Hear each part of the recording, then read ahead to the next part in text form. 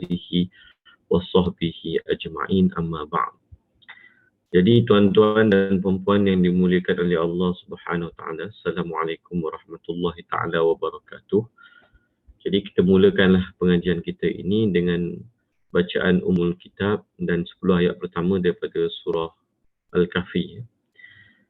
A'udzu billahi minasy syaithanir rajim. Bismillahirrahmanirrahim. Alhamdulillahi rabbil alamin. Ar-Rahmanir Rahim. Maliki yaumiddin.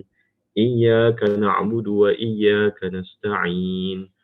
Ihdinas siratal mustaqim. Siratal ladzina an'amta 'alaihim ghairil maghdubi 'alaihim waladdallin. Amin. Bismillahirrahmanirrahim. Alhamdulillahilladzi anzala 'ala 'abdihil kitaba wa lam yaj'al lahu 'iwaja. قيما لينذر بأسا شديدا من لدنه ويبشر المؤمنين الذين يعملون الصالحات أن لهم أجرا حسنا ماكثين فيه أبدا وينذر الذين قالوا اتخذ الله ولدا ما لهم به من علم ولا لآبائهم كبرت كلمة تخرج من أفواههم إن يقولون إلا كذبا فلعلك باخع نفسك على آثارهم إن لم يؤمنوا بهذا الحديث أسفا إنا جعلنا ما على الأرض زينة لها لنبلوهم أيهم أحسن عملا وَإِنَّا لَجَاعِلُونَ مَا عَلَيْهَا صَعِيدًا جُرُزًا أَمْ حَسِبْتَ أَنَّ أَصْحَابَ الْكَهْفِ وَالرَّقِيمِ كَانُوا مِنْ آيَاتِنَا عَجَبًا إِذْ أَوَى الْفِتْيَةُ إِلَى الْكَهْفِ فَقَالُوا رَبَّنَا آتِنَا مِنْ لَدُنْكَ رَحْمَةً وَهَيِّئْ لَنَا مِنْ أَمْرِنَا رَشَدًا. Sadaqallahul Azim. Baik. Alhamdulillah tuan-tuan dan puan-puan yang dimuliakan oleh Allah Subhanahu Wa Taala. Jadi hari ini kita akan menyambung semula pengajian kita pada kitab Matla'ul Badrain. Dan kita alhamdulillah kalau ikut edisi ini, edisi yang ini, maka kita telah pun sampai ke kitab Ihya'ul Mawad. Kitab Ihya'ul Mawad. Kita dah selesai dengan bab sebelum ini berkenaan dengan mukhabarah, dengan bab muzara'ah yang dibahaskan di bawah ijarah, bab ijarah. Ja'alah dan kemudian dikaitkan juga dengan muzara'ah dan mukhabarah ataupun berpawah. Baik. Sekarang ni alhamdulillah kita dah sampai kepada satu kitab, iaitu insya-Allah ini kitab yang penghujung, kitab Ihya'ul Mawad. Kitab Ihya'ul Mawad. Baik, kitab Ihya'ul Mawad ini ataupun ihya' itu maksudnya menghidupkan. Mawad itu iaitu tanah yang yang mati ataupun terbiar dan tidak dimiliki. Itu maksud mawad lah. Jadi kalau kami di Fakulti Ekonomi Muamalat, kami tak masukkan subjek ni dalam fiqh muamalat. Kerana fiqh tanah pada hari ini dia juga perlu dibahaskan dengan undang-undang. Perlu dibahaskan dengan undang-undang. Dan dia banyak tertakluk kepada siasah syar'iyah, iaitu kepada undang-undang pentadbiran yang telah ditetapkan oleh pemerintah.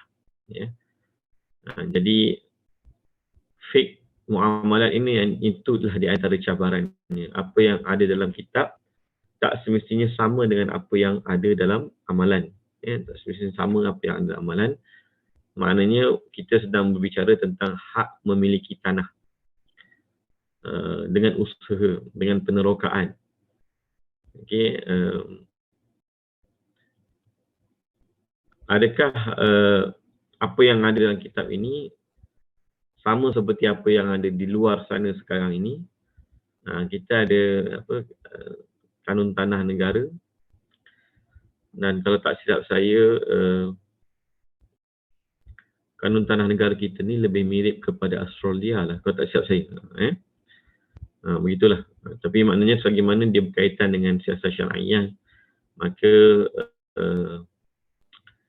maka kita kena tengok kepada keputusan ulil amri. Itu yang pertama. Yang kedua, Ihya'ul Mawad ni selain daripada bab fiqah, dia juga sesuai diletakkan di bawah bab ekonomi Islam. Bawah bab ekonomi Islam. Kerana dia melibatkan aset yang paling berharga, iaitu tanah, dan dengan berbezanya bilangan manusia yang sentiasa bertambah, bilangan manusia pada zaman Rasulullah dengan bilangan manusia pada hari ini tak sama. Jadi semakin bertambah manusia, semakin apa kita panggil nilai nilai tanah akan semakin bertambah. Sebab dari sudut ekonomi, tanah ni bukan satu perkara yang boleh bertambah. Tanah ni bukan satu perkara yang boleh bertambah. Jadi dia apabila bertambah sahaja rakyat, bertambah sahaja manusia, maka nilainya akan semakin tinggi.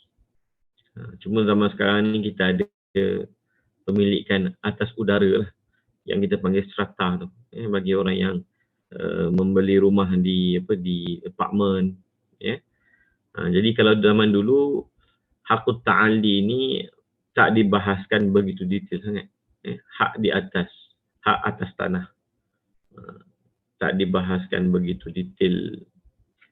Tapi zaman sekarang ni hak atas tanah tu sendiri dah jadi. Kalau itu apartmen, dia boleh dibuat geran untuk apartmen tersebut walaupun dia tidak ada tanah, tapi dia berada di ruang udara hakikatnya lah. Jadi walaupun tanah tak bertambah, tetapi dengan apa kita panggil, dengan perkembangan teknologi, ekonomi dan sebagainya, banyak bentuk-bentuk harta baru yang muncul. Banyak bentuk-bentuk harta baru yang muncul yang dulu ni tak ada. Jadi itulah sedikit mukadimah berkenaan dengan Ihya'ul Mawad ni. Sebab apa kita tidak memasukkannya ke dalam silibus. Pertama, dia mirip kepada ekonomi juga. Yang kedua, kerana apa yang ada di luar sana tu, realiti dia, kanun tanah negara mungkin tak sama, mungkin jauh berbeza dengan apa yang ada di dalam perbahasan Ihya'ul Mawad.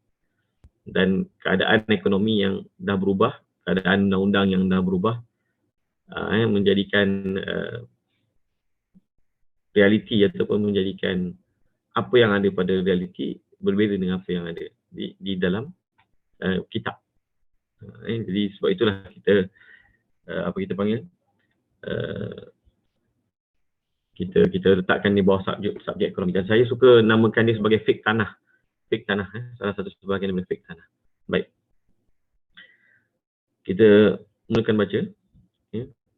Muka surat 375. Muka surat 375.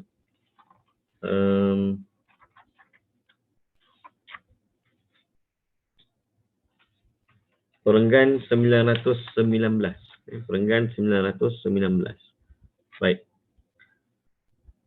Kitabu Ihya'il Mawati. Kitab menghidupkan tanah. Tapi terjemahan yang lebih difahami adalah kitab penerokaan tanah.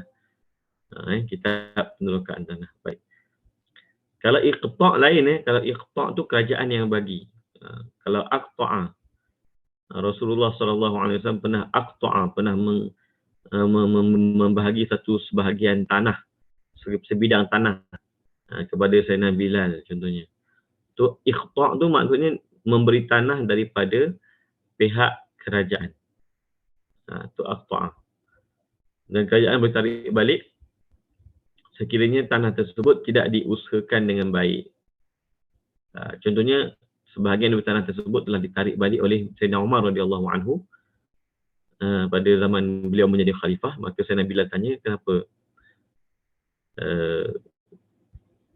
kenapa tarik sedangkan Rasulullah yang bagi.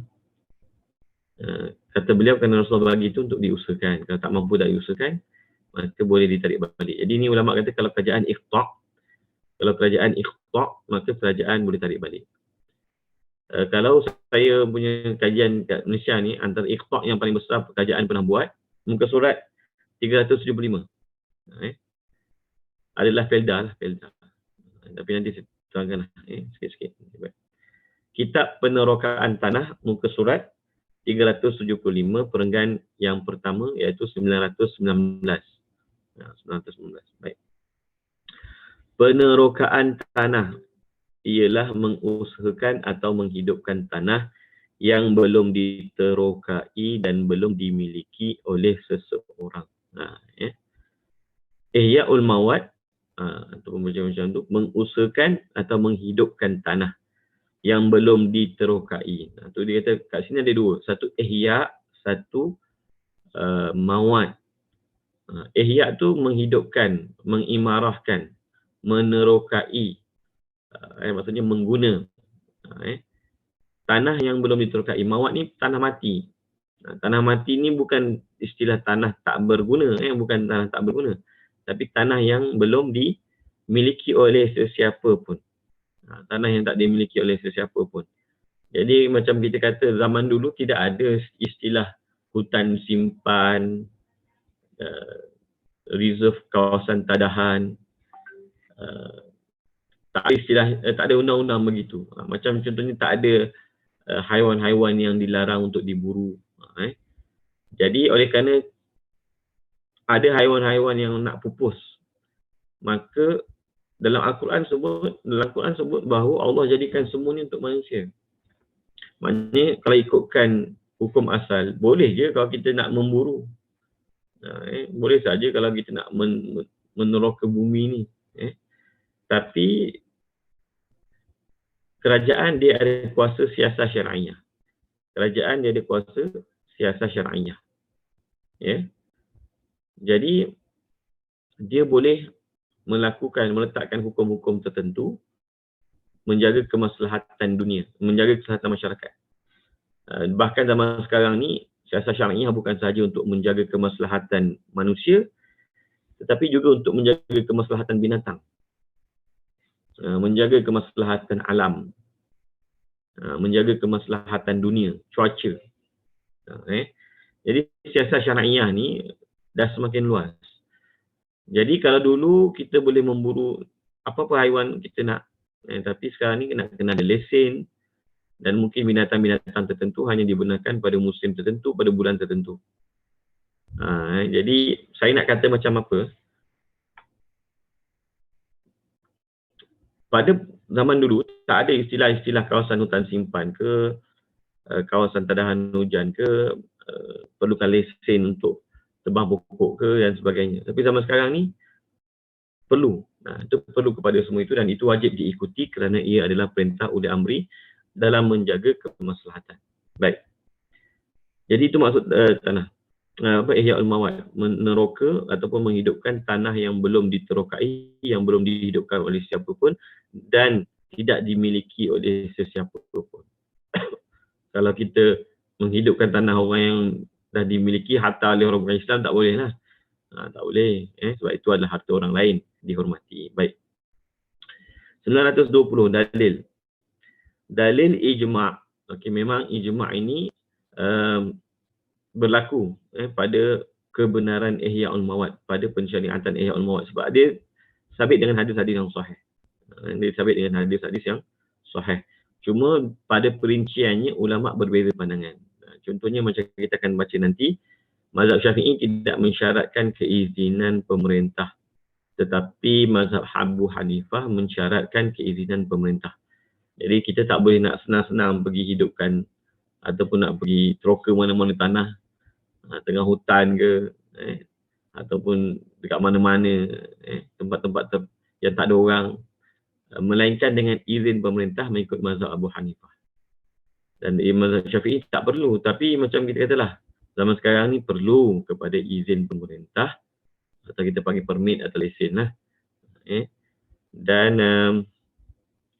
pandangan Imam Abu Hanifah lebih praktikal pada hari ini, kerana kalau kita kata semua orang boleh teroka tanah dan tanah tu akan jadi milik orang yang meneroka tersebut, maka habislah dunia ni. Maka akan rosaklah seluruh muka bumi ni. Zaman sekarang ni zaman ada jentera. Orang ada jentera. Orang kaya-kaya akan ada jentera. So bagi mereka, kalau setakat nak meneroka tanah ni tak ada isu lah. Mereka boleh start mereka punya jentera tu pergi masuk hutan. Ini Ihyaul Mawad. Ini Ihyaul Mawad. Saya kata tu. Kena kita belajar fiqh ni, kita kena tengok ada benda utama fiqh muamalat dia berubah di antara apa yang ada dalam kitab dengan apa yang ada dalam realiti. Dan tak semestinya yang dalam realiti itu bertentangan dengan Islam, tidak semestinya. Ya. Kerana kalau hukum itu datang apa kita panggil dengan siasat syar'iyah, maka ada kebenaran dan hujahnya. Ya. Dan terdapat banyak hadis, antaranya sabda Rasulullah sallallahu alaihi wasallam yang bermaksud barang siapa yang menghidupkan tanah yang belum dimiliki oleh seseorang, dialah terlebih berhak ke atasnya. Fahuwa ahaqqu bihi. Atau fahuwa ahaqqu biha. Atau kama qala. Barang siapa yang menghidupkan, mengusahakan, dan ulama kata mengusahakan ni, macam mana kita nak tahu dia usahakan tanah tu? Kembali kepada uruf.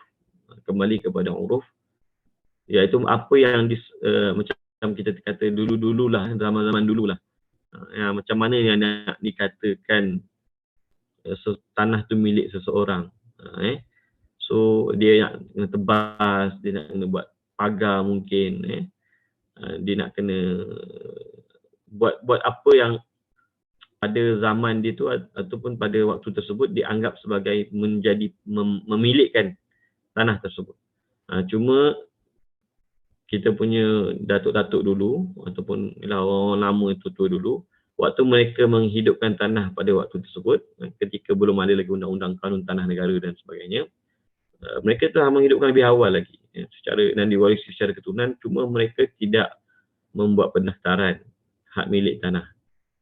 Setelah wujudnya kanun tanah negara dan sebagainya, maka bila sampai pada generasi baru ni, generasi baru pun tidak ada sebarang bukti lah. Jadi itu masalah prosedur lah, masalah undang-undang prosedur. Jadi Rasul kata, siapa yang mengusahakan satu tanah, siapa yang menghidupkan satu tanah, maka orang yang menghidupkan itulah yang paling berhak dengan tanah tersebut. Dan cara menghidupkan tu mesti adalah kembali kepada uruf. Dan sekarang ni kembali kepada siasat syar'iyah. Kembali kepada pentadbiran ulul amri. Siasah ni ada maksud dua. Ada maksud dua. Maksud yang pertama adalah mentadbir dengan baik. Itu siasah. Yang kedua politik. Politik. Dan sebahagian orang suka mentafsirkan siasah ni dalam bentuk parti politik. Soalnya tidak. Parti politik adalah satu konsep baru yang muncul. Okay. Konsep siasah syar'iyah adalah konsep yang ada pada para anbiya. Pada para anbiya. Jadi tak sama, jangan disamakanlah. Bila saya sebut siasat syariah ni, saya merujuk kepada pentadbiran yang baik. Itu maksudnya, pentadbiran yang baik. Baik. Riwayat Bukhari, riwayat Imam Bukhari, jelas. Itu saya kata hadis sahih tadi. Hadis kedua, barang siapa menghidupkan tanah yang mati adalah mendapat pahala dan apa-apa yang dimakan oleh pihak yang mencari rezeki, manusia, binatang, burung, merupakan sedekah. riwayat An-Nasa'i dan lain-lain, dan dianggap sahih oleh Ibn Hibban. Wa sahhahahu Ibn Hibban. Imam Ibn Hibban ini ada kitab Sahih Ibn Hibban. So dalam disiplin ilmu hadis ada beberapa pengarang kitab yang mensyaratkan hadis di dalam kitabnya itu hadis sahih. Yang paling masyhur tentunya lah Imam Bukhari dan Imam Muslim. Okey, bahkan bukan saja yang paling masyhur tapi yang paling disepakati lah. Yang disepakati.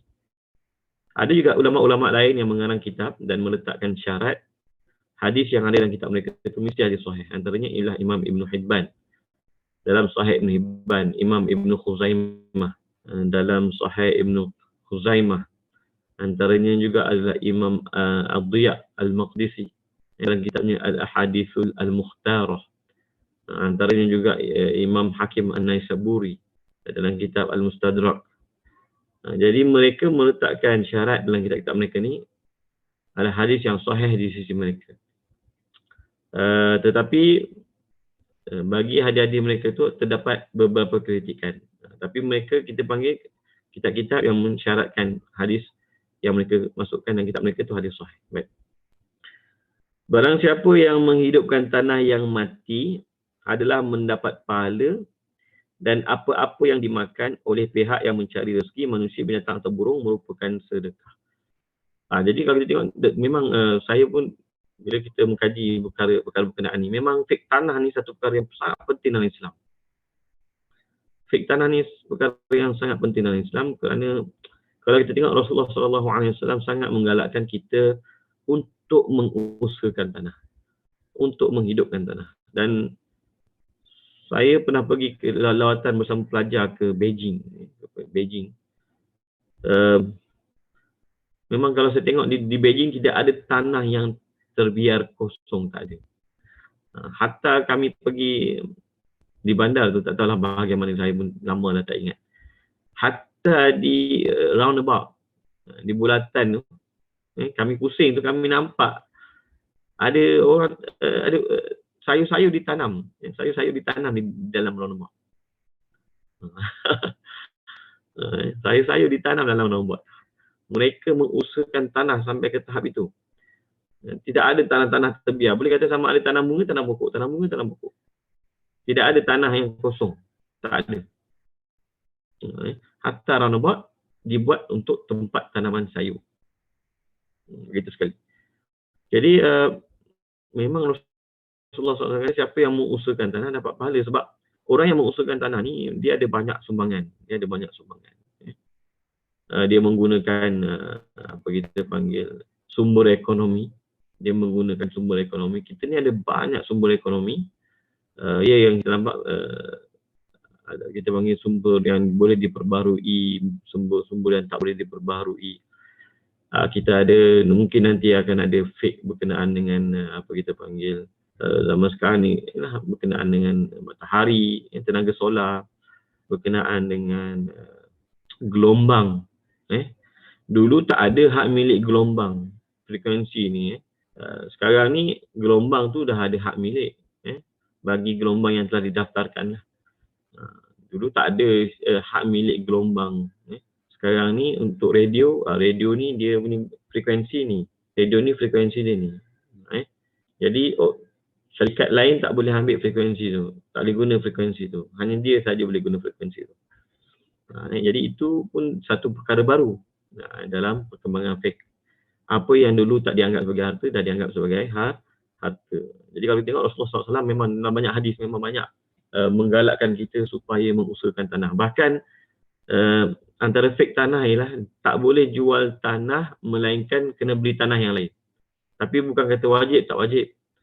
Rasulullah SAW ada menyebut dalam sebuah hadis yang barang siapa yang menjual tanah kemudian dia tak beli tanah yang lain, maka patutlah untuk tidak diberkati hartanya tersebut.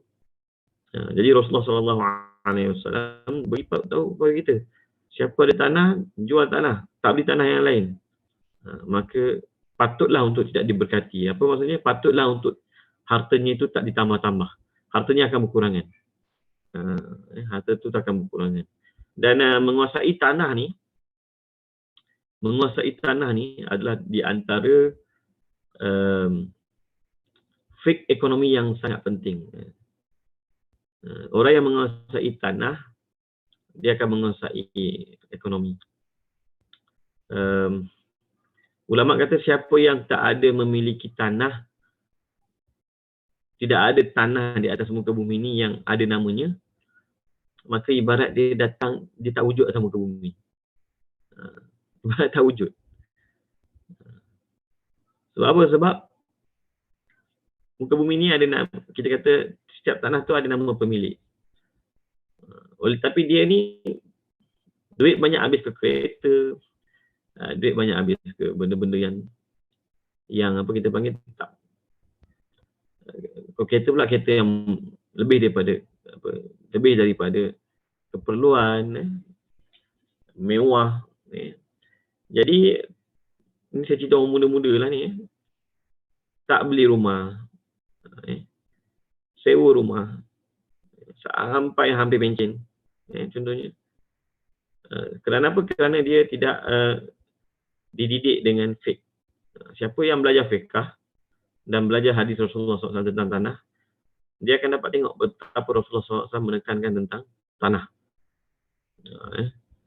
Jadi Rasul kata siapa yang menghidupkan tanah yang tidak dimiliki dan tidak diterokai, maksudnya tidak ada manfaat yang khusus, maka dia akan dapat pahala kerana dia sebenarnya membuat perkara yang sangat bermanfaat.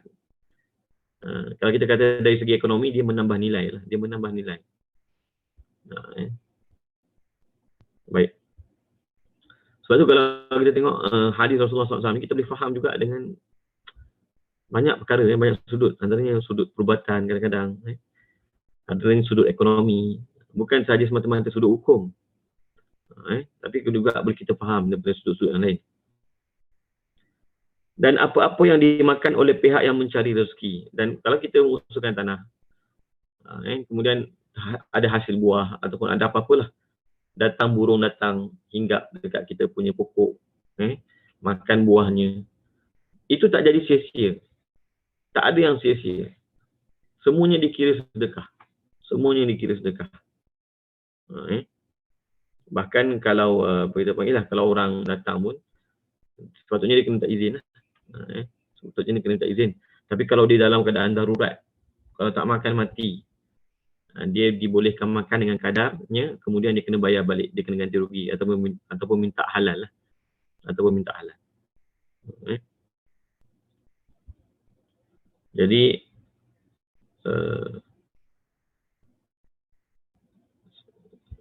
apa sahaja yang kita hasilkan, kemudian dimakan oleh makhluk Allah yang lain, dia akan dapat pahala sedekah. Bahkan pahala sedekah begini sangat baik sebenarnya. Sebab apa? Sebab dia sangat dekat kepada ikhlas.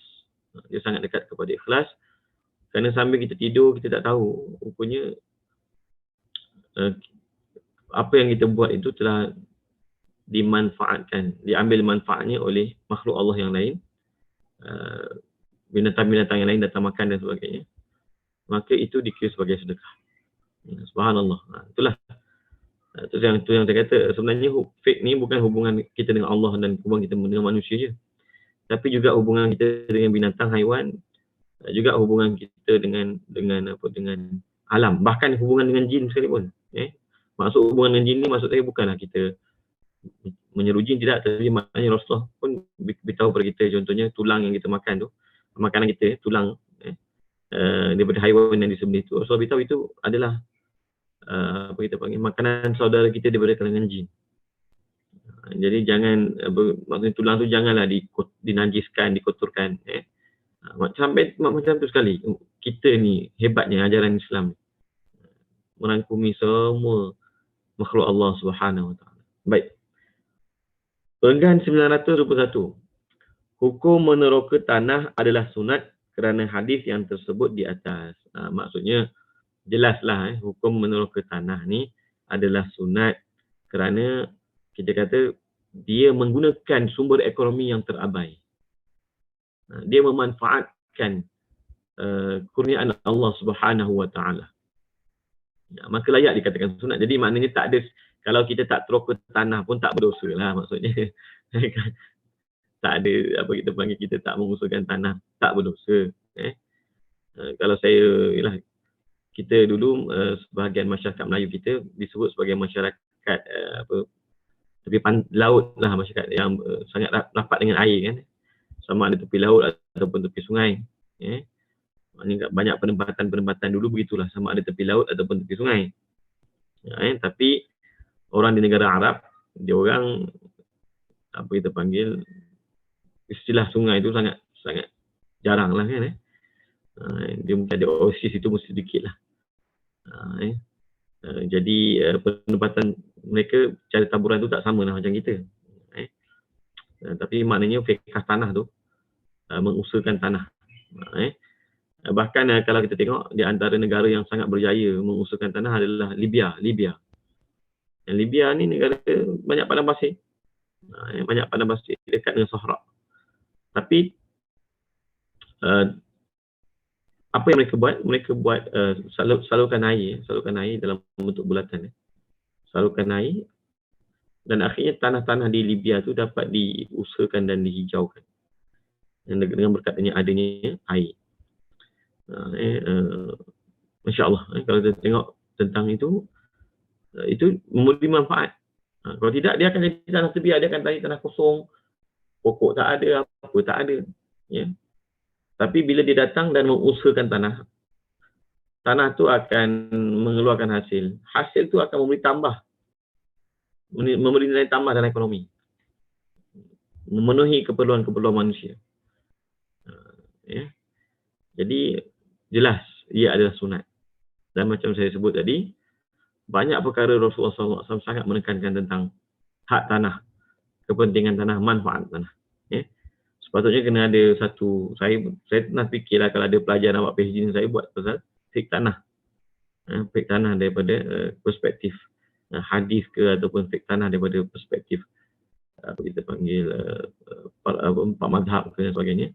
Kita nak tengok betapa Rasulullah SAW telah mengajar para sahabat tentang akad-akad, kaedah-kaedah memanfaatkan tanah. Baik. Perenggan yang kedua. Perenggan 922. Kedudukan tanah terbahagi kepada dua. Tanah di negeri Islam, di negeri kafir. Negeri kafir ni ada dua pula. Darul Ahdi dengan Darul Harbi. Orang kafir ni ada 4. Negara ada 2. Jadi dar dalam Islam ni ada 3. Satu kita panggil Darul Islam. Darul Islam ni ada 4 definisi. Ada 4 ta'rif. 2 ta'rif qadim, 2 ta'rif lama, 2 ta'rif baru.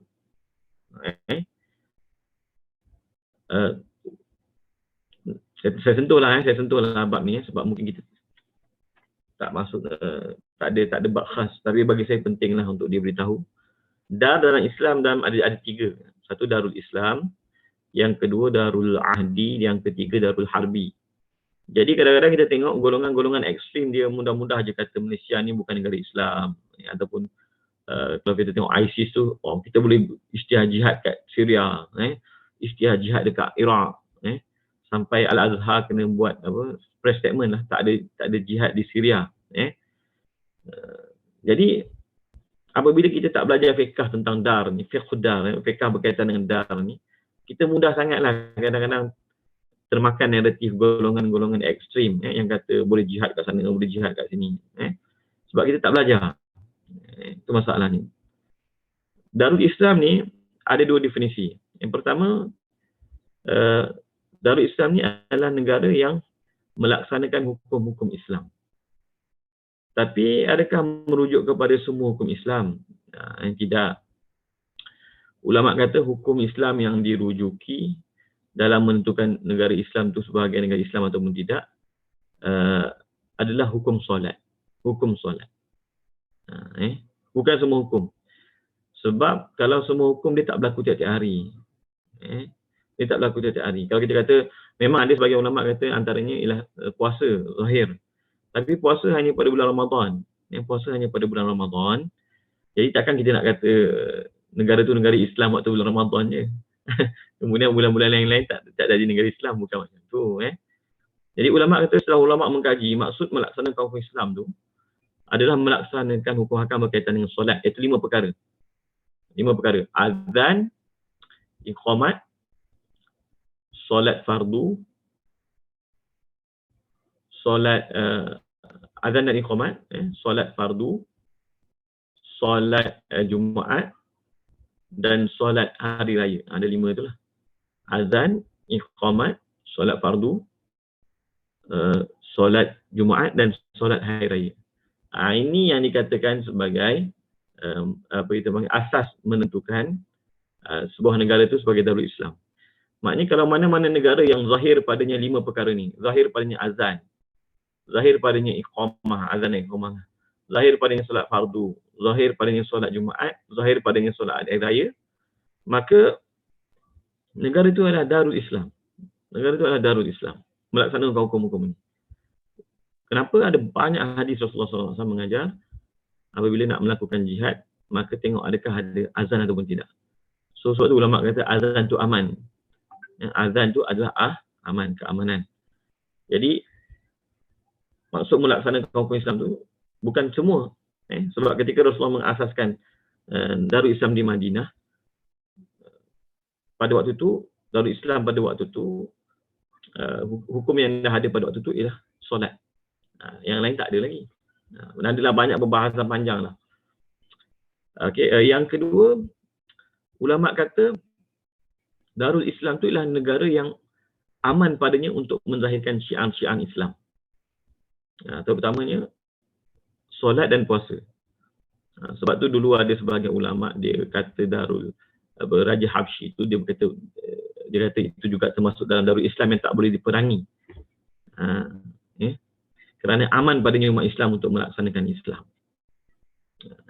Terutama ibadat, puasa dan solat. Itu dua takrifan yang lama. Dua takrifan yang mutaakhirin menjadikan yang 4. Maka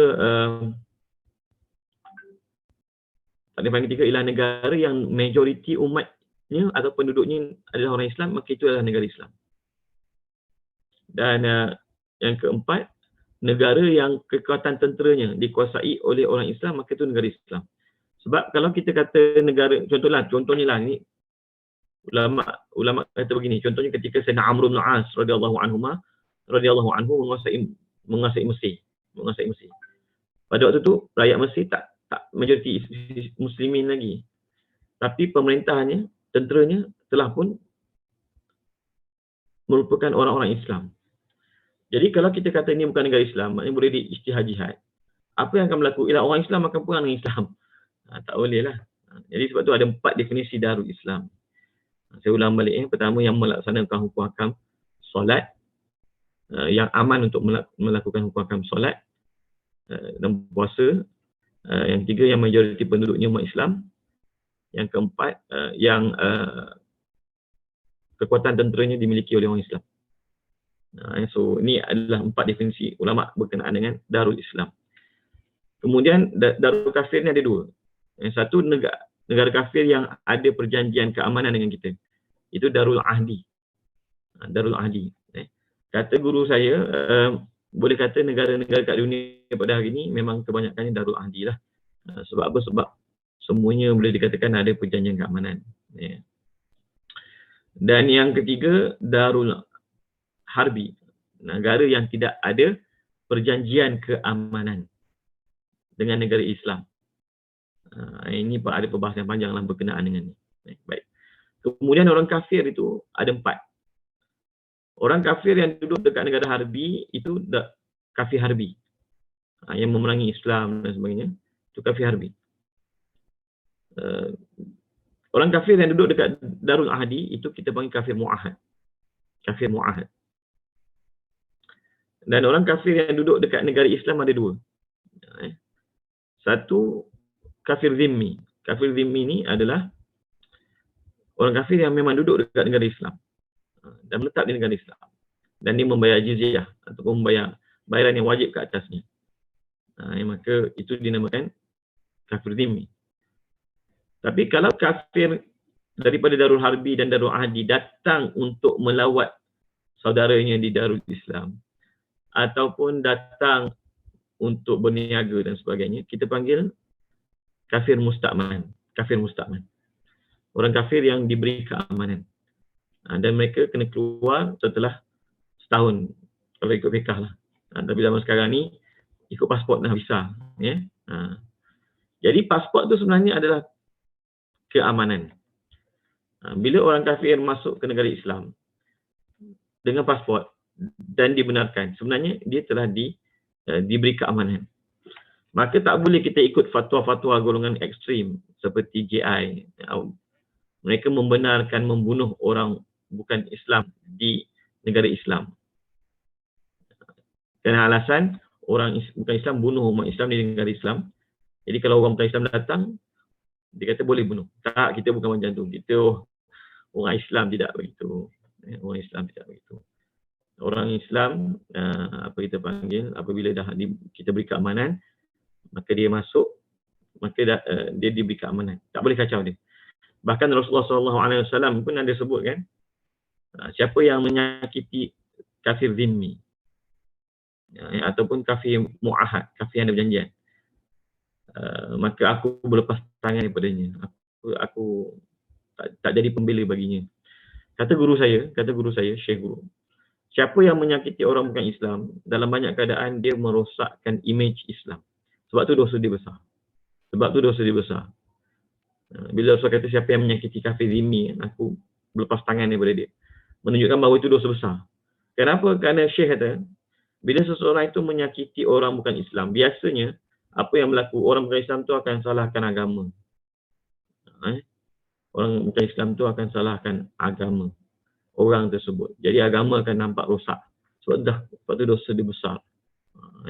Menyakiti orang Islam lagi lah besar dosa dia. Baik.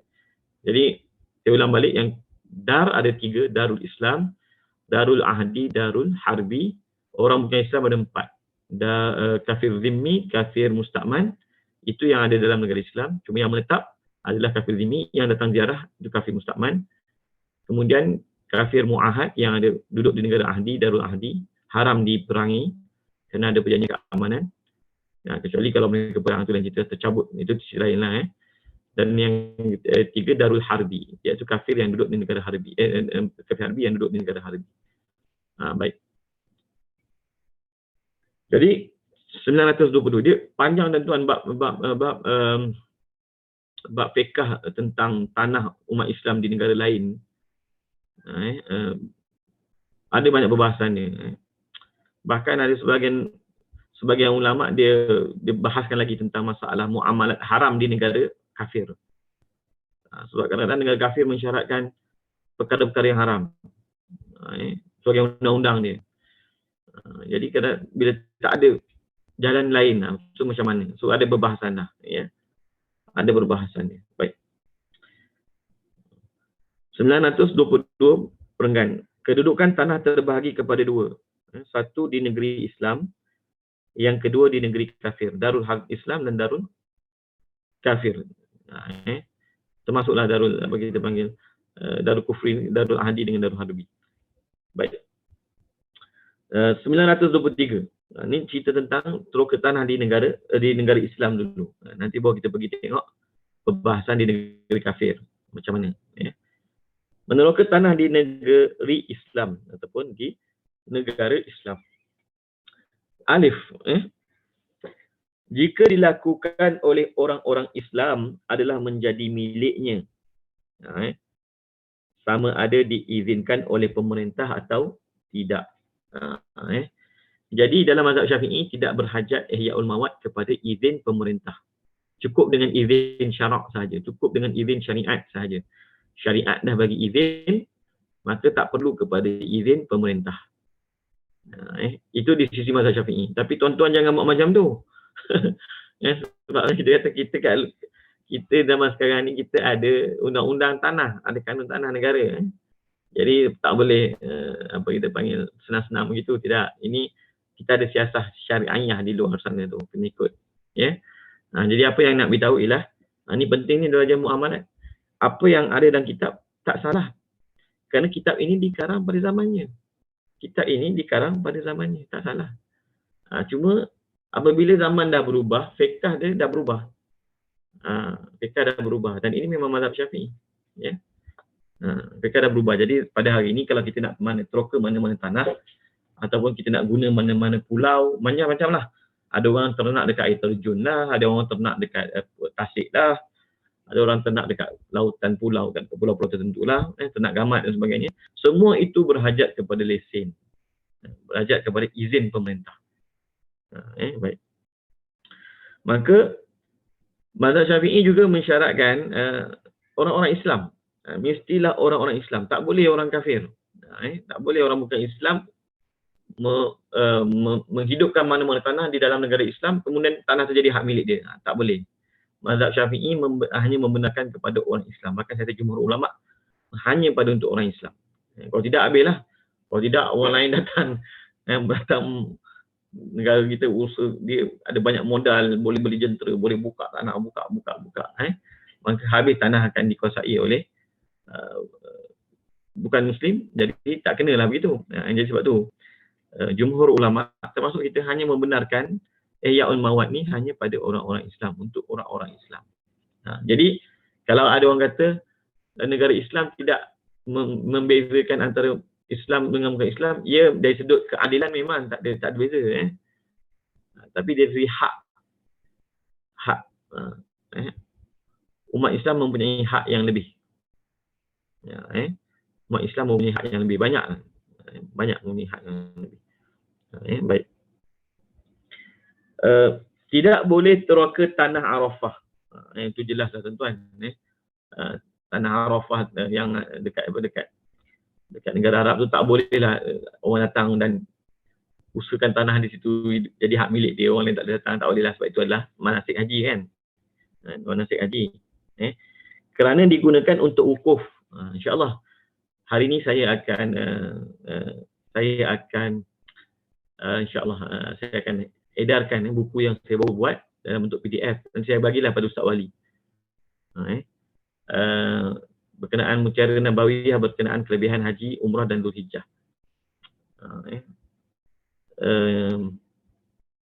Saya himpunkan di situ hadis-hadis banyak berkenaan fadilat. Ada juga ahli hukum, tapi kebanyakannya adalah hadis fadail yang berkenaan dengan haji, umrah dan Zulhijjah. Tanah Arafah, wukuf itu adalah amalan yang sangat hebat. Bahkan hari Arafah ni hari terbaik dunia mengikut pandangan kebanyakan ulama. Sebagian ulama kata hari raya haji. Muzdalifah tak boleh juga. Muzdalifah tak boleh. Muzdalifah ni di antara Mina dengan Arafah. Muzdalifah. Itu pun manasik haji mabit di Muzdalifah. Daripada Arafah pergi ke Muzdalifah, kemudian pergi ke Mina. Kalau ikutkan proses haji yang baik, yang betul ni, cerita yang betul, yang bukan betul, bukan yang betul ada banyak cara. Ada banyak cara. Tapi yang terbaik pada 8 hari bulan Zulhijjah, pagi tersebut, orang haji akan pergi ke Mina. Sembahyang Zuhur, Asar, Maghrib, Isyak dan Subuh di Mina. Malam tu bermabit di Mina. Mabit di Mina pada 9 Zulhijjah itu sunat. Yang bukan wajib haji. Kalau mabit di Mina pada hari tasyrik tu wajib haji, tapi ni mabit di Mina pada hari Arafah itu sunat. Kemudian lepas sembahyang subuh pada pagi Arafah tu di Mina, bertolak menuju ke Arafah. Bermula wukuf tu setelah tergelincir matahari masuk zuhur. Maka duduklah di Arafah. Sembahyang zuhur dan asar di Arafah. Setelah maghrib, setelah terbenam matahari, maka bertolak ke Muzdalifah.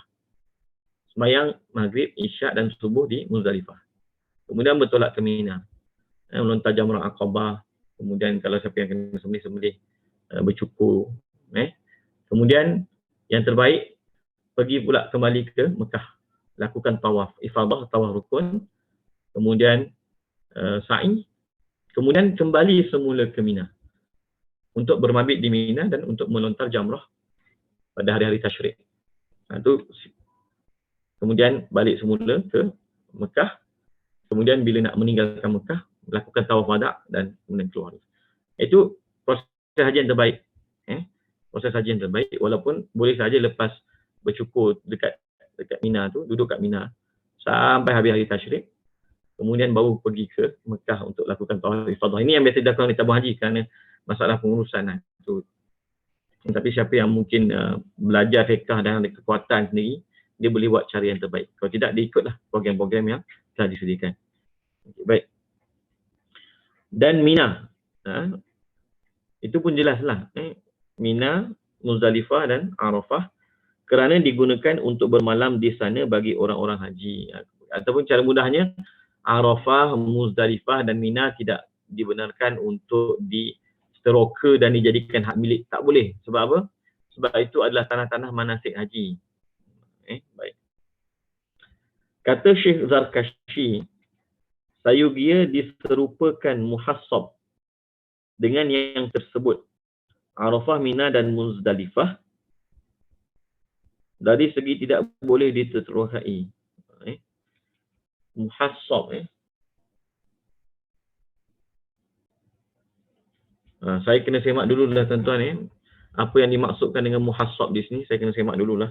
Mungkin pada pengajian akan datang saya akan beritahulah. Adakah muhassab ni muhassab ataupun muhassab? Sebab antara Muzdalifah dengan Mina tu, dia ada satu lembah kita panggil Wadi Muhassab. Wadi Muhassab ni, bila Rasulullah lalu kat situ, Rasulullah cepat. Jadi kita pun disunatkan lalu dengan cepat. Sebab itu disebut sebagai tempat di mana Raja Abrahah dan tenteranya dimusnahkan. Nama gajah tu namanya Mahmud. Bila sampai dekat Wadi Muhassab ni, gajah tu tak nak pergi dah. Tak nak pergi depan dah. Tak nak pergi ke arah Kaabah. Semua nak pergi ke tepi, ke sana. Pada waktu itulah burung ababil datang dan musnahkan mereka. Dan Raja Abrahah ni kena lontaran batu. Batu daripada neraka tu, sijil. Jadi badan dia makin lama makin dimakan. Akhirnya mati. Dia sempat kembali ke negara, tapi matilah. Baik. Raja Habsyah ni dia daripada Ethiopia, dia bukan daripada Yaman. Raja Abrahah ni bukan daripada Yaman. Dia daripada Habsyah, daripada Ethiopia. Tapi dia menguasai Yaman. Okay, so dia ada buat satu gereja dekat Yaman tu. Kemudian ada satu orang Arab datang rosakkan gereja dia. Jadi dia marah. Dia pun dah lama geram dengan Kaabah. Itu ada pula orang datang buat hal kat gereja dia, orang Arab pula tu. Maka dia pun gerakkan tentera dia. Jadi ulama kata kalau kita lalu Wadi Muhassab tu, kita panggil bukan muhassab, muhassar. Jadi saya kena tengok balik. Muhassab ni ada merujuk ke tempat-tempat tertentu ke, saya kena tengok balik. Muhassar. Jadi bila kita lalu kat situ, kita disunatkan lari macam cepat-cepat gitu. Sebab tempat tu orang azab. Okey, baik. Saya akan note tu. Okay. Bab. Bab. Muka surat 376. Kita masuk 376. Bab. Orang-orang kafir tidak boleh menerokai tanah di negeri Islam walaupun diizinkan oleh pemerintah. Itu jelaslah. Macam kita kata mazhab Syafi'i memang tak boleh. Dan kalau tak silap saya, jumhur ulama'. Jumhur ulama' ni maksud saya ialah 4 mazhab. Ataupun ada satu mazhab kata, saya lupa lah. Tapi maknanya majoriti ulama' memang tak benarkan. Hanya untuk orang Islam. Jadi bila Rasulullah kata man di situ, man ahya, siapa yang menghidupkan tu, man di situ ulama' tafsirkan, taqyidkan man di situ hanyalah min muslimin. Maksudnya siapa daripada kalangan orang-orang Islam. Jadi orang bukan Islam tidak diberi hak untuk menerokai dan memiliki tanah. Kalau orang kata kenapa? Kerana kepentingan tanah. Kerana kepentingan tanah dan kerana kita panggil maslahah umat Islam tu penting. Sebab tu jual tanah boleh, tapi menerokai lain. Kalau orang kafir nak beli tanah boleh, tetapi untuk dia menerokai dan memiliki tak boleh. Dalam fiqh jumhur ulama. Bahkan sebenarnya boleh dihalang apabila menimbulkan mudarat. Saya ambil contoh dulu, waktu saya belajar tentang Palestin, apabila orang Yahudi mula datang ke Palestin, mereka mula membeli tanah. Dan ulama-ulama dapat melihat bahawa sebenarnya mereka datang nak menguasai Palestin. Tapi mereka datang dulu mula-mula datang sebagai pelarian. Dan mereka mula membeli tanah. Bahkan sebenarnya kalau kita belajar sejarah, Zionis telah pun menawarkan kepada Sultan Abdul Hamid II, khalifah Turki Osmaniyah yang terakhir, untuk bayar segala hutang Turki Osmaniyah nak beli tanah. Jadi bila ulama-ulama melihat kepada mudarat yang akan berlaku disebabkan orang Palestin jual tanah, maka mereka mengeluarkan fatwa haram jual tanah kepada bangsa Yahudi pada waktu tersebut. Tetapi orang tak dengar cakap. Sebab itulah tuan-tuan, bila ulama bagi fatwa ni, kita kena hormat. Mereka dapat melihat fitnah tu sebelum fitnah tu datang lagi. Kalau fitnah tu dah berlaku, semua nampak. Tapi kemalangan ni macam kemalangan lah. Ada orang boleh melihat kemalangan sebelum dia berlaku. Jadi, oleh kerana kita tak dididik dengan fik tanah. Bahkan, kita masih lagi lemah. Maaf saya sebut. Kita masyarakat Melayu, kita masih lagi tidak mengambil berat tentang pendidikan kewangan. Kawan saya, dia pergi kursus, dia bayar tak salah saya 7,000 kursus.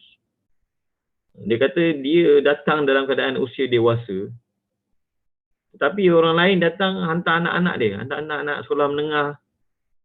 Jadi dia terkejut. Dia datang kursus tu menjangkakan pesertanya akan orang-orang tu, tapi kursus tu tanya orang, kalau bukan Muslim hantar anak-anak muda. Maknanya mereka dididik daripada awal lagi. Begitu juga kita, sepatutnya kita kena mendidik ekonomi Islam, kewangan Islam dengan anak-anak kita dengan lebih awal lagi. Macam fik tanah ni lah. Supaya kita faham betapa pentingnya tanah dari segi perspektif Islam. Penting. Menguasai tanah tu maksudnya menguasai negara lah. Menguasai tanah tu menguasai negara. Jadi ulama Palestin dah bagi fatwa haram jual tanah pada Yahudi. Tapi mereka tak dengar. Maka mereka jual. Maka semakin bertambahlah pemilikan Yahudi, dan seterusnya berlakulah apa yang berlaku kita tengok pada hari ini. Baik. Jadi orang kafir tidak dibenarkan hak menerokan tanah, tapi dia boleh membeli tanah. Baik. Cuma macam saya kata tadilah, hadis yang lain kata kalau siapa jual tanah, tak beli tanah yang lain, maka patutlah untuk tidak diberkati pada hartanya itu. Jadi, sebab tu kalau kita dah ada tanah, kalau kita jual pun, kita beli tanah juga. Baik. Muka surat 376 perenggan 924. Okey. Tadi kita dah bincang tentang menerokai tanah di negara Muslim, Islam.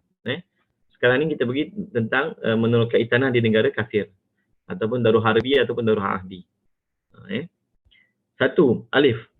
Jika diterokai oleh orang kafir akan menjadi miliknya. Itu jelaslah. Saya rasa saya tak perlu dah panjang lah. Maknanya kalau dulu kat negara kafir, dia terok ke tanah, dia usahakan, maka ialah itu milik dia lah.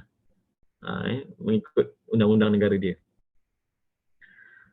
Jika diterokai oleh orang Islam akan menjadi miliknya sekiranya orang Islam tidak ditegah oleh mereka daripada menerokainya. Maknanya kalau ditegah tak jadi milik jugalah. Sama sahajalah. Maknanya jika diterokai oleh orang kafir di negara Darul Kufri ataupun Darul Harbi, Darul Ahdi ni, maka itu memang hak milik mereka lah. Mereka ada hak untuk mengusahakan tanah di negara mereka. Tapi kalau orang Islam usahakan tanah, adakah jadi hak milik dia? Bergantung kepada kebenaran mereka. Kalau mereka benarkan, maka boleh. Dan kalau mereka tak benarkan, maka tidak jadi hak milik. Itu yang dulu diperbahaskan. Kalau satu orang tu meninggal dunia dan ada harta dia di Darul Harbi, jadi harta tu dah jadi harta warisan. Jadi macam mana nak buat pembahagian ni? Adakah kita bila nak bahagi, kita nak kira harta tersebut? Sedangkan mungkin pada zaman tersebut bila seseorang tu mati dan ada harta dia di Darul Harbi, nak dapat balik tu macam ada setengah tempat mungkin macam mustahil lah. Jadi adakah perlu dimasukkan dalam harta warisan? Itu antara perbahasan ni lah. Antara perbahasan ni dan sebagainya. Baik. 925. 925. Tanah yang telah diteroka.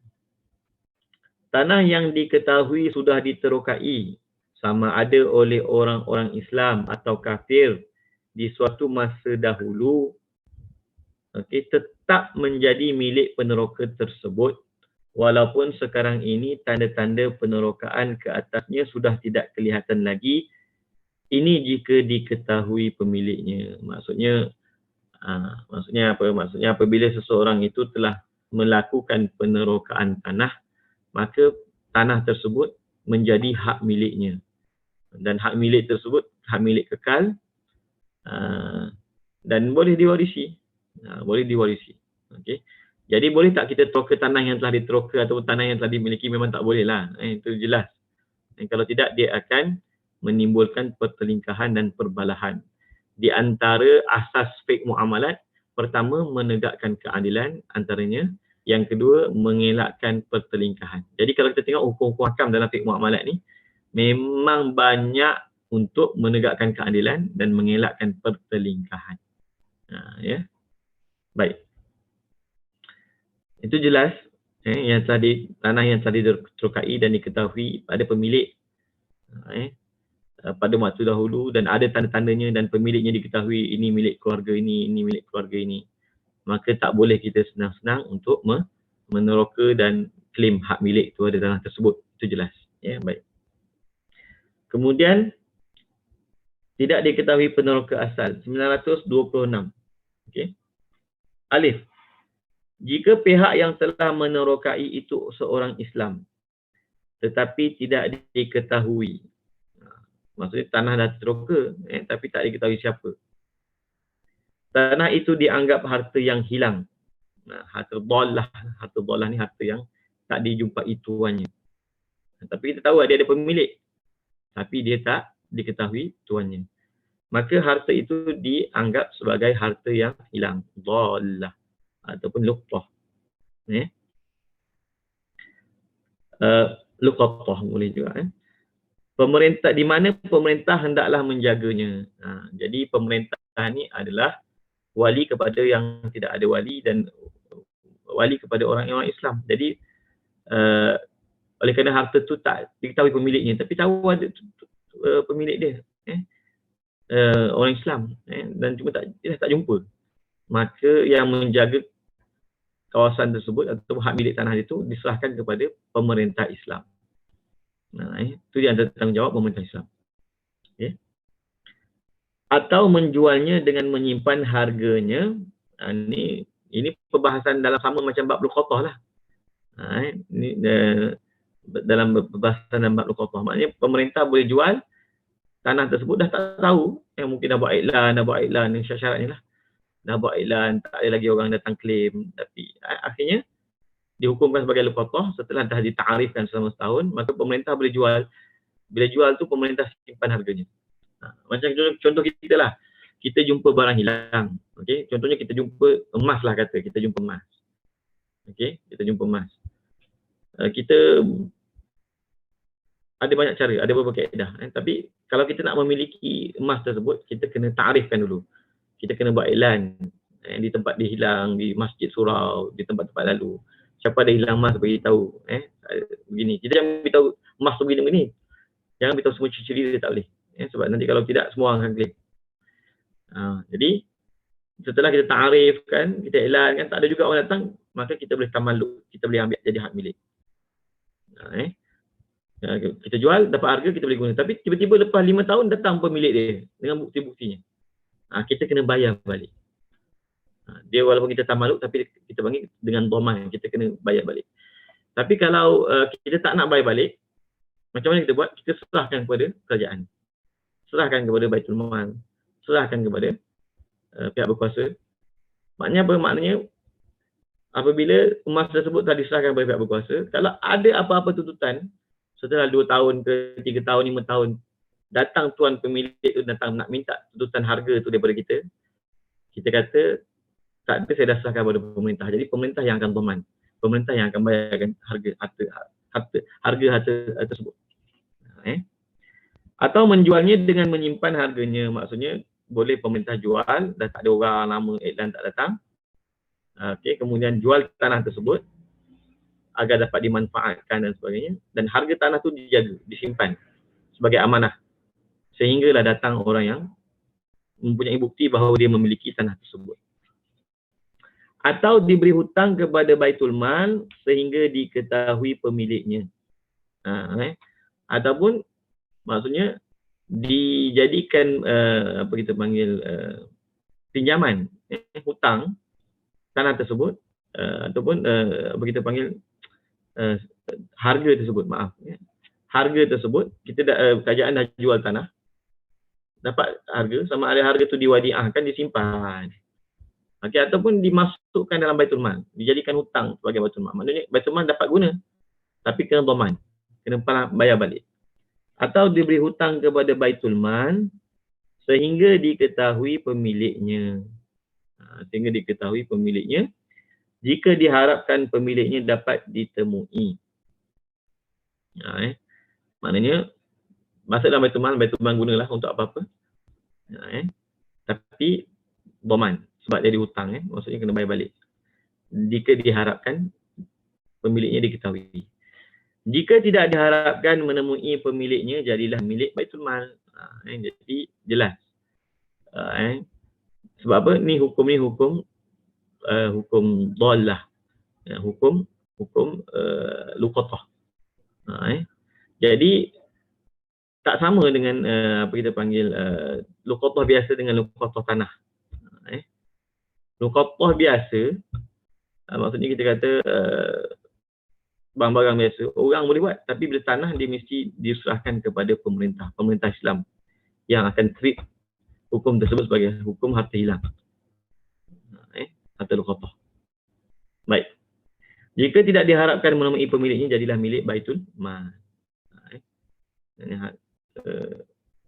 Nilai itu jadilah milik Baitul Mal. Baik. Kedua, jika peneroka asalnya itu orang-orang di zaman jahiliyah, tanah tersebut dimiliki dengan diterokai. Ini tanah-tanah jahiliyah lah, macam kita panggil kanzun, harta-harta terpendam. Kalau harta terpendam itu, kita tahu ini zaman apa kita panggil dengan tanda-tanda ada bismillahnya, ada nama Allah. Ini zaman orang Islam. Maka dia dihukumkan sebagai harta hilang. Harta hilang dan dijumpai, maksudnya tak diketahui tuan dia. Tapi kalau tanda-tanda dia dengan zaman jahiliah dulu, kalau zaman Rasulullah tu kan zaman jahiliah dulu, dengan ada tanda, mungkin ada tanda-tanda berhala ni dan sebagainya, maka apa kita panggil, itu dipanggil kanzun jahili. Kanzun jahili jadi hak milik, tapi kena zakat kan. Tapi kanzun apa kita panggil muslimin, dia perlu jadikan sebagai harta hilang, hukum harta hilang dan dijumpai lah. Jika peneroka asalnya itu orang-orang di zaman jahiliah, tanah tersebut dimiliki dengan diterokai. Sebab Rasulullah SAW memang pada Hajjatul Wada', Rasulullah SAW telah memperbaiki menghapuskan tuntutan-tuntutan jahiliah. Ada dalam buku yang saya akan kongsi nanti. Jika peneroka asalnya itu orang-orang di zaman jahiliah, tanah tersebut dimiliki dengan diterokai. Maknanya boleh dimiliki dengan ihya. Oleh yang demikian, sesiapa yang menerokainya selepas zaman jahiliah, ia dianggap pemiliknya. Maknanya orang Islam yang meneroka atau menghidupkan tanah-tanah tersebut, setelah zaman jahiliah, maka dia adalah pemiliknya, mendapat tamaluk, mendapat hak milik ke atas tanah tersebut. Zaman jahiliah itu zaman sebelum dibangkit Nabi Muhammad sallallahu alaihi wasallam sebagai rasul. Itu maksud zaman jahiliah. Zaman sebelum dibangkitkan Rasulullah SAW sebagai rasul. Itu juga ada banyak perbahasan berkenaan ahli kitab pun begitu juga. Ahli kitab pun begitu juga. Bukan yang semua orang Kristian itu kita kata ahli kitab, bukan. Itu kan ahli kitab ni dah mesti daripada keturunan Bani Israel. Berakidah tauhid, mengamalkan agamanya, dan ayahnya tu telah pun berada di atas agama tersebut ketika Rasul dibangkitkan, sebelum Rasul dibangkitkan. Itu maksud ahli kitab. Bukan setengah orang dia ingatkan, ni saya dengar lah ada orang pergi belajar kat belah-belah UK, belah US. Dia makan daging ayam selamba je. Dia makan daging-daging apa? Daging-daging dekat supermarket tu makan selamba-selamba je. Katanya, oh ni sembelihan ahli kitab.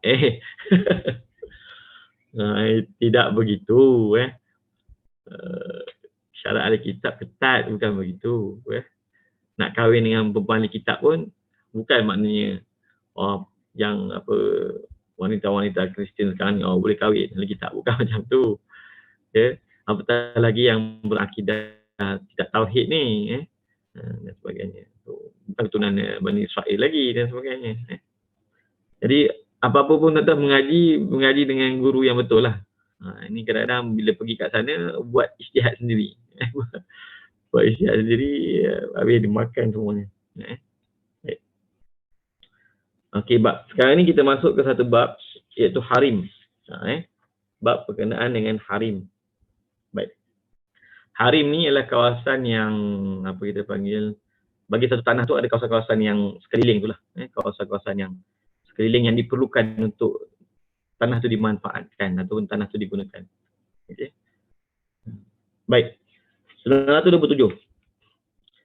Harim ialah sesuatu bahagian tanah yang dihajati bagi memperoleh manfaat yang sempurna berhubung dengan tanah yang diterokai di kawasan itu. Jadi memang kalau kita belajar fiqh tanah ni, dia ada antaranya ialah hakul murafaqah, the easement right. Easement right. Easement ni maksudnya untuk memudahkan orang tu guna tanah.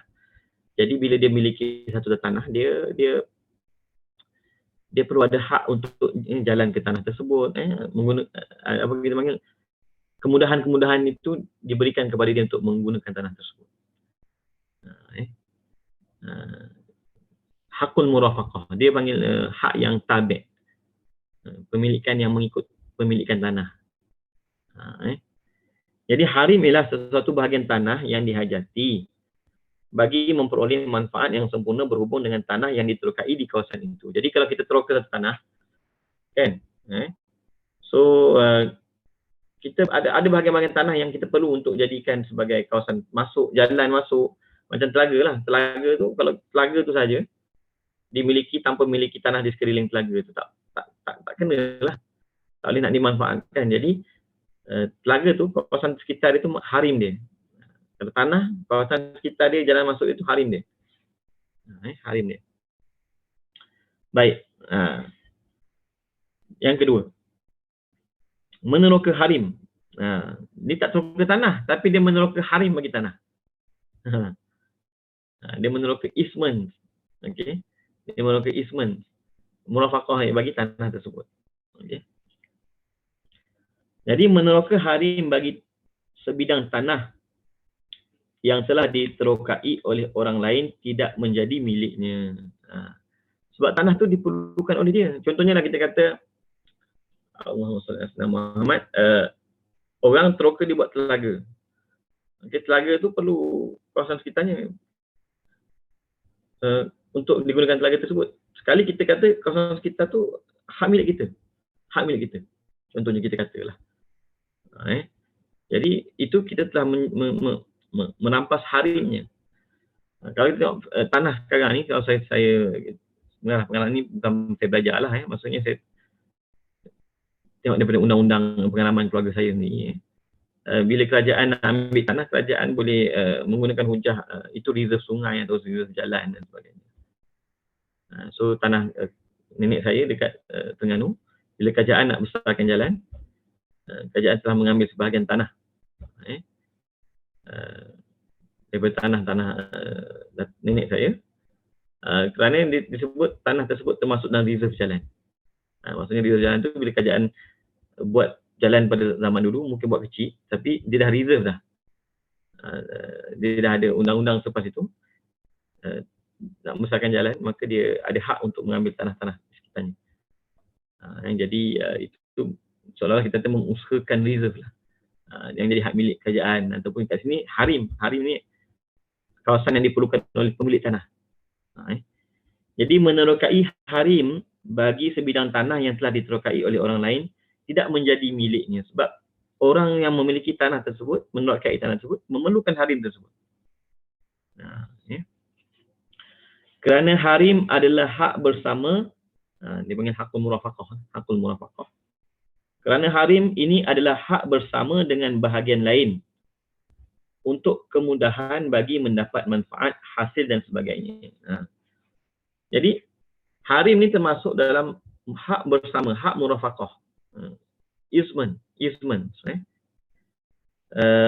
Hak murafaqah dengan bahagian tanah tersebut untuk kemudahan bagi mendapat manfaat. Bagi orang yang ada tanah tersebut, dia perlukan kawasan-kawasan itu untuk sebagai jalan, hasil dan sebagainya. Hasil dan sebagainya. Bahkan di antara, macam kita katalah, kita ada tanah ni, kita nak masukkan elektrik ataupun air ke tanah kita. Jadi TNB nak masukkan elektrik ke tanah kita ni, TNB kena ni pengalaman saya sendiri lah tuan-tuan, sebab ada buat ni. TNB kena korek tanah-tanah di kawasan lain, nak hantar kabel itu sampai ke tanah kita.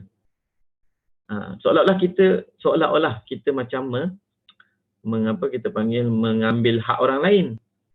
Tapi sebenarnya itu kita panggil itu hak, salah satu daripada hak-hak murafaqah dalam Islam. Hak untuk masuk air, hak untuk masuk elektrik. Kalau mungkin di negara lain ada hak untuk masuk gas. So itu dia nak masuk dalam rumah kita, tapi dia terpaksa tanam dalam tanah orang lain. Jadi kalau ada orang lain teroka tanah tersebut, kan ada kawasan-kawasan pipe gas, pipe air, takkan kita nak ataupun pencawang elektrik. Sepatutnya pencawang elektrik itu bawah dia itu adalah kawasan apa kita panggil yang perlu dimiliki untuk pencawang itu, yang perlu dimiliki oleh kerajaan ataupun TNB untuk memastikan pencawang tersebut tidak dapat berfungsi dengan baik. Macam juga kita nak dapat air, kita nak dapatkan saluran air, dia akan korek tanah-tanah yang lain untuk sampai ke tanah kita. Itu hak murafaqah. Begitu juga dengan harim ni, dia adalah hak milik yang mengikut tanah. Jadi perlu kepada seseorang yang memiliki tanah tu memiliki hak untuk menggunakan harim ini. Jadi kalau ada orang lain boleh teroka harim ni, habislah dia akan mendapat mudarat. Maka harim tidak dibenarkan untuk dijadikan sebagai tanah teroka dimiliki oleh peneroka. Tidak. Tidak. Baik. Yang ketiga, kita habiskan bab harim ni lah. Kita habiskan bab harim ni. Kemudian kita berhentilah insya-Allah. Harim bagi sebuah dusun ialah tempat orang berhimpun penduduknya untuk bercakap-cakap, atau tempat kuda berlari atau seumpamanya, atau tempat untuk berehat, atau tempat buang, atau tempat kanak-kanak bermain. Jadi harim bagi sebuah dusun ialah tempat orang berhimpun penduduknya untuk bercakap-cakap, atau tempat kuda berlari atau seumpamanya, atau tempat untuk berehat, atau tempat buang, atau tempat kanak-kanak bermain. Jadi maknanya kawasan-kawasan harim ni, tempat di mana satu kawasan itu ada pemilik-pemiliknya, dusunnya, dan kawasan-kawasan itu digunakan untuk mereka sebagai tempat rehat, sebagai tempat berlari, tempat bermain, tempat berjalan, tempat apa semua. Jadi kawasan-kawasan ini tidak boleh dijadikan tanah penerokaan, kerana dia akan mengganggu Macam kita kata tadi lah, fiqh muamalat ni antara asasnya ialah tidak menimbulkan pertelingkahan, tidak menimbulkan pergaduhan. Jadi kalau kita membenarkan orang untuk mengambil harim bagi tanah-tanah yang lain, maka apa yang akan berlaku? Pertelingkahan akan berlaku. Jadi kawasan-kawasan yang sebegini, harim, tempat berhimpun, tempat kuda berlari ataupun tempat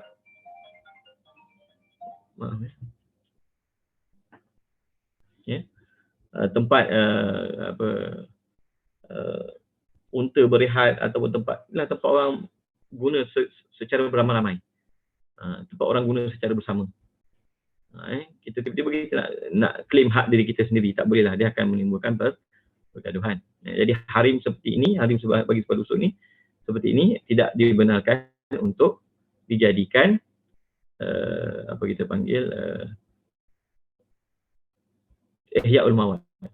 Dusun di sini mungkin maknanya ialah kampung lah. Dusun di sini maknanya kampung. Baik.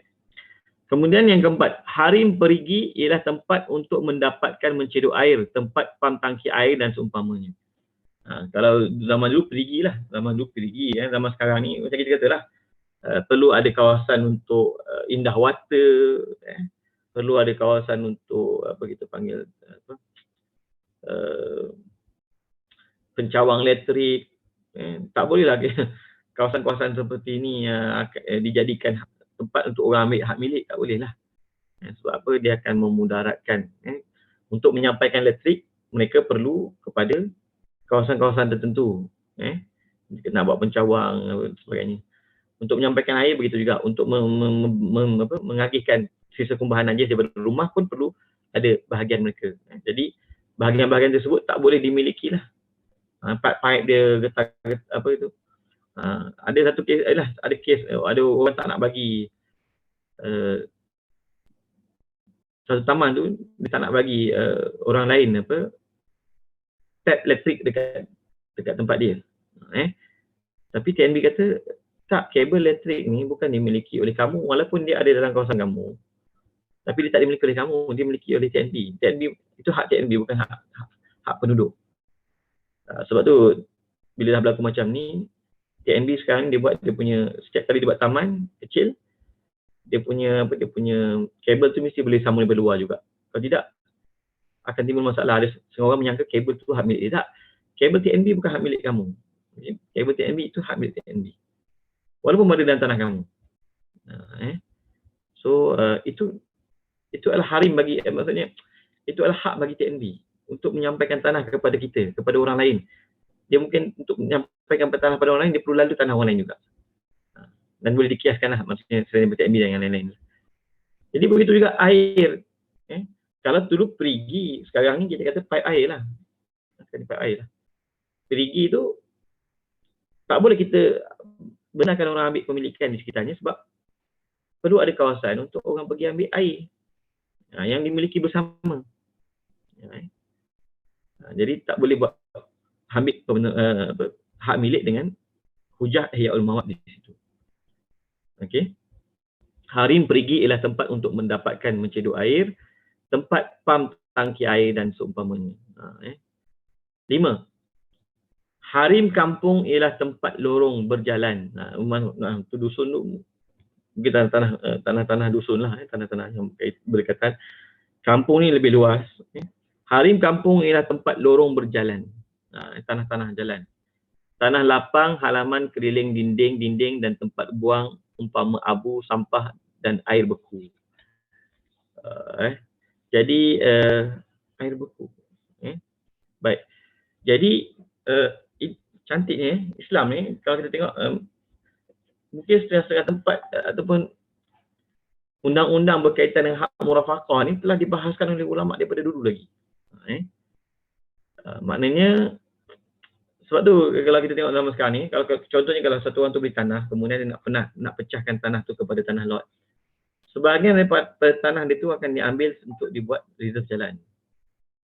Sebab jadi tanah, kalau kita beli tanah macam ni, bila kita pecah lot, mungkin tengoklah cara pecah macam ni, tapi maknanya sebagai tanah tu akan jadi kecil, milik itu akan jadi kecil. Sebab apa? Sebab sebahagiannya dia telah diambil untuk buat jalan. Kenapa? Kerana bila kita memiliki tanah, tapi kalau tak ada jalan ni, maka macam mana nak ambil manfaat daripada tanah tersebut? Jadi sekurang-kurangnya bila tanah tu berhimpit macam ni, kena ada jalan belah sini, kena ada jalan belah sini.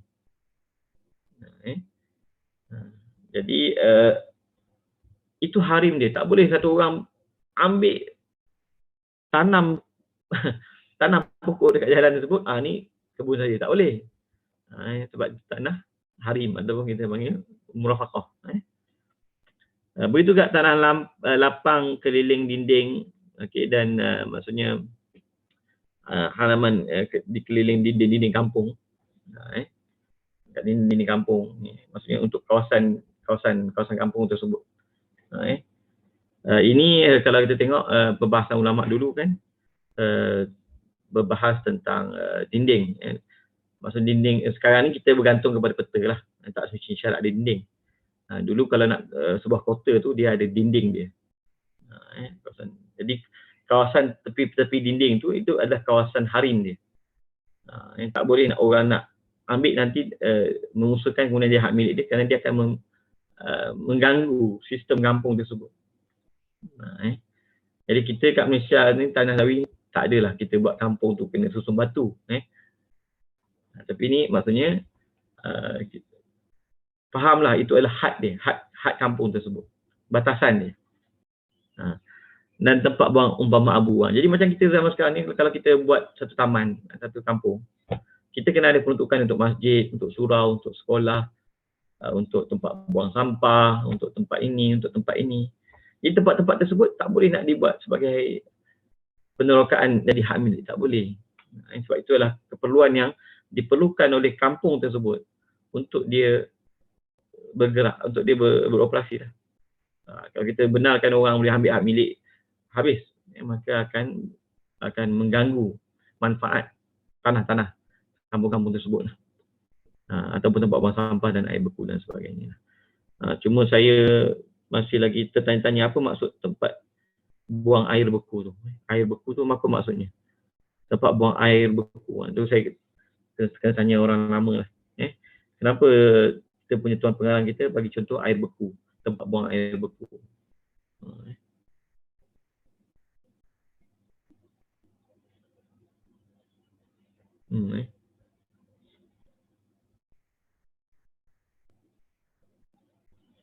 Mungkin kalau ada tuan-tuan ada tahu kenapa Syekh kita sebut air beku, mungkin boleh kongsilah pada masa akan datang, insya-Allah. Baik tuan-tuan, kita dah 10.32, okey, 10.30 dah insya-Allah. Maka insya-Allah lah saya rasa okey, satu atau dua kuliah lagi lah insya-Allah, ataupun dua dah sedap sikit. Tengoklah macam ni ataupun kita buat laju balik akan datang, tengok macam ni. Okey, insya-Allah kita akan habiskan pada tahun ni insya-Allah. Minta maaf saya ambil masa sikit sebab boleh tak cadangan buku yang elok dibaca. Saya tak ada soalan.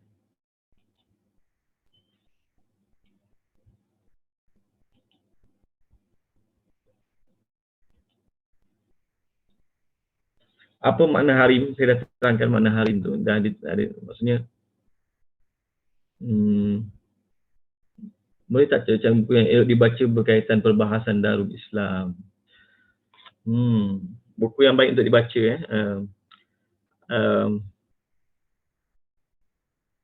antara buku yang sangat baik dibaca kalau klasik Ahkam Sultaniyah Imam Mawardi.